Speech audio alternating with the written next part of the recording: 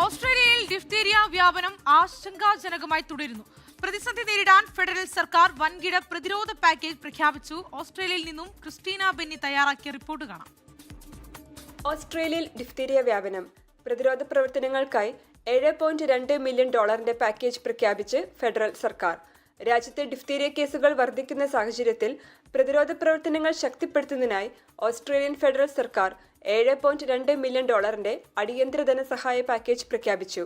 ദേശീയതലത്തിൽ ഏകദേശം 230ഓളം ഡിഫ്തീരിയ കേസുകളാണ് ഇതുവരെ റിപ്പോർട്ട് ചെയ്തിട്ടുള്ളത്. ഇത് രാജ്യത്ത് രേഖപ്പെടുത്തിയ ഏറ്റവും വലിയ ഡിഫ്തീരിയ വ്യാപനമാണ്. നോർത്തേൺ ടെറിട്ടറിയിലാണ് ഏറ്റവും കൂടുതൽ കേസുകൾ കണ്ടെത്തിയത്.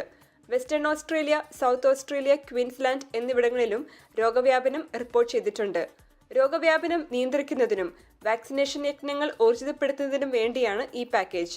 ഇതിൽ $5.2 million national critical care and trauma response സെന്ററിനാണ് നീക്കിവച്ചിരിക്കുന്നത്.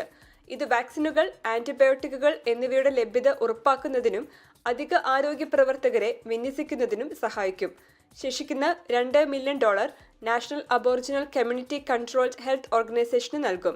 ഇത് തദ്ദേശീയ സമൂഹങ്ങൾക്കിടയിൽ സാംസ്കാരികമായി അനുയോജ്യമായ ആശയവിനിമയങ്ങൾ, കമ്മ്യൂണിറ്റി ലെസൺ, മറ്റ് പൊതുജനാരോഗ്യ പിന്തുണ എന്നിവ നൽകുന്നതിന് ഉപയോഗിക്കും. ഈ അടിയന്തര ധനസഹായം ഡിഫ്തീരിയയെ ഫലപ്രദമായി ചെറുക്കുന്നതിനും പൊതുജനാരോഗ്യം സംരക്ഷിക്കുന്നതിനും നിർണായകമായ പങ്ക് വഹിക്കുമെന്നാണ് പ്രതീക്ഷിക്കുന്നത്.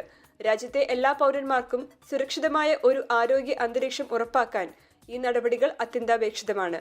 Christina Benny, 24 Australia.